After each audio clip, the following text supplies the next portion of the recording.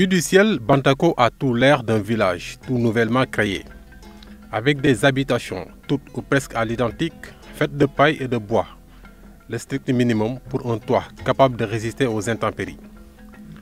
La plupart de ces cases ont été construites par les orpailleurs. Beaucoup parmi eux ne sont pas de la région. Certains sont même venus de très loin, éblouis par les éclats du précieux métal jaune. Ici, chacun est à la recherche de son pesant d'or dans les mines artisanales de ce village, situé à une trentaine de kilomètres de Kédougou.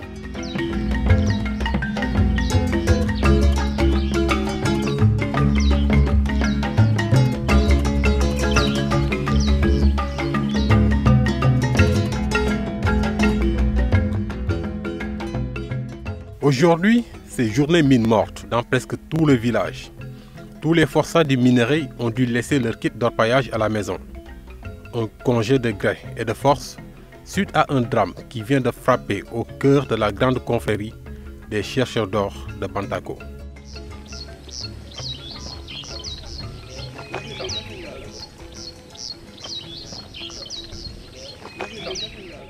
Donc il est monté jusqu'à un niveau, il a lâché la corde. C'est-à-dire ça a glissé, il a lâché la corde et descendu. Il est tombé, il est descendu jusqu'en bas. Quand il est tombé, il a cassé sa tête. Lui s'appelle Salif Camara. Il est guinéen de Conakry. Il a quitté son pays natal pour participer lui aussi à la ruée vers l'or de Bantako. Il rêvait d'un futur en or, mais son présent, pour l'instant, n'est que plan.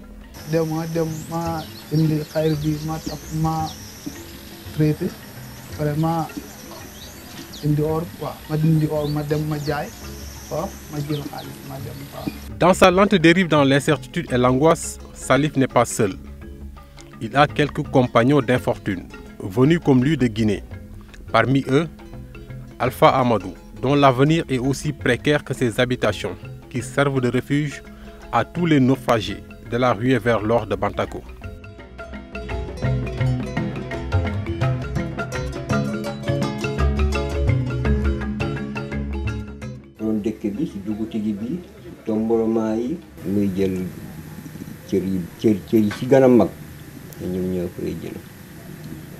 À part aussi, des am financiers qui financent Damaï, ay banta ak mel ni machine yi gasoir yi maté ñi liggéey aussi ñun tay ñoy jël benen cër bu gëna mag benen cër bi ci dess dañuy sédali liggéey kat yi. Pas de temps à perdre pour Boubacar. Le thé attendra. Time is gold. Alors lui préfère mettre à profit son repos pour faire dorer au soleil les fragments de minerai qu'il a rapportés du Jura. Café la jaay mais légui or lay liggé. Ma paré comme ni rek ma toj ko ma dem ci machine. Waaw. Après mu défaram mu terté pour ma am dara.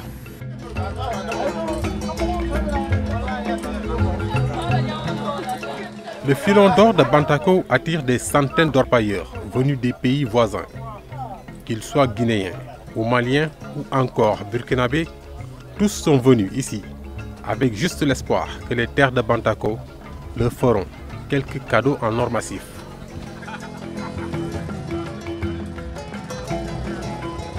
Parce qu'ici, il y a plus d'espérance que de brillance à trouver.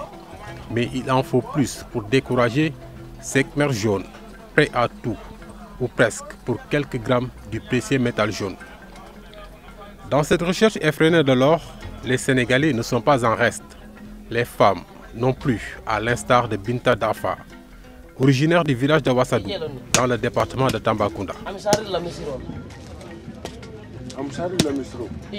ñun ay góor yi ñooy liggéey foofu góor yi ñooy wàcce ñun dañuy nekk ci kaw di xëcc buum léegi bu ñu liggéey ba pare ba ñu xëccee ba indi ko ci biir clôture bi après dañ koy soddu ku nekk day am wàllam waaw ñun ak burkinabé ñoo nekk di liggéey burkinabé boo ñuy soo liggéey ak ñoom foo ñu amee juróomi saak ngeen nekk 5 personnes ku nekk day jël benn saak mais ñeneen ñi liggéey ak ñoom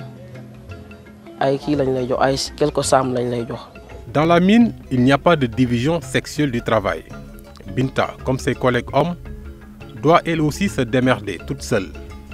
Elle ne connaît presque aucun moment de répit. Toujours prête à broyer ces quelques bouts de minerai avec des moyens plus que rudimentaires.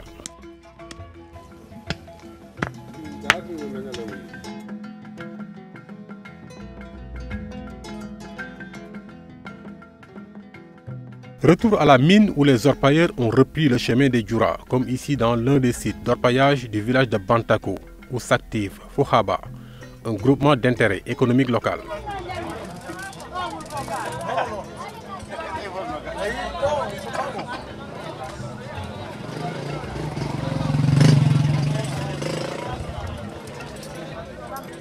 Ici, les puits ont été creusés les uns à la suite des autres. Chacun est surplombé par des poulies et une grosse corde pour expédier les orpailleurs au fond du trou. C'est le kit du parfait orpailleur qui sert également à la remontée des morceaux de roche censés contenir le précieux métal. Les poulies que vous voyez, c'est-à-dire ces poulies-là, c'est un système burkinabé quoi. Sinon avant nous tirons la corde avec des poulies de puits là. Mais depuis l'année passée, cette année, ils ont pu amener ce système burkinabé là, qui puisse aider les tireurs de cordes là quoi. C'est moins fatigant quoi. Le travail dans cette mine répond à une parfaite organisation et à des procédures clairement établies. Mais de 8h jusqu'à 10h, il y a deux qui sont dans le trou, qui travaillent. De 10h jusqu'à midi, deux personnes, ça fait 4.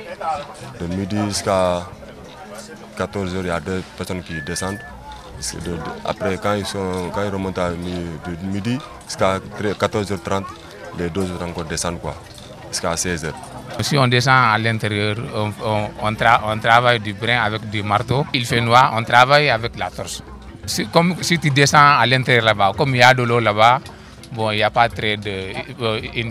Là-bas, on peut travailler sans problème parce qu'il y a de l'eau, bon, il fait frais à l'intérieur là-bas. Moi, j'ai une femme avec 2 enfants. Chaque travail bon, en tant que père de famille, bon, si tu n'as pas un travail pour faire, est-ce que tu peux avoir comment la famille peut trouver la dépense? Les remontées en surface du précieux minerai peuvent être souvent fructueuses.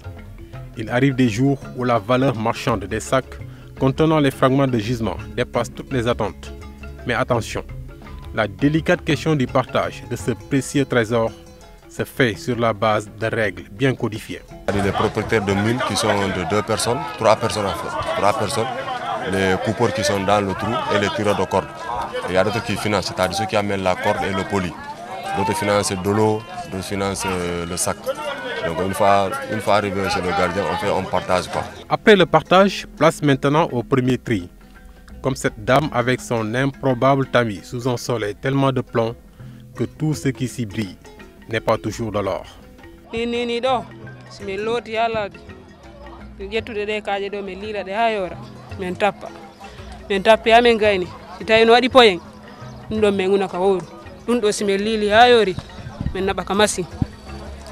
Si unama pari men gadda men jippina ka bang men jippini amen gayni men loota si men looti men dabba produit men tirka ha me watta ton produit o men tirka ha nangodira on tuma me wada ndiyan dam me yemo haluta produit me wada ka lincum men ha ma hayora me wada fere kono me woni wadde. Après cette première étape, place maintenant à l'unité de concassage et de broyage.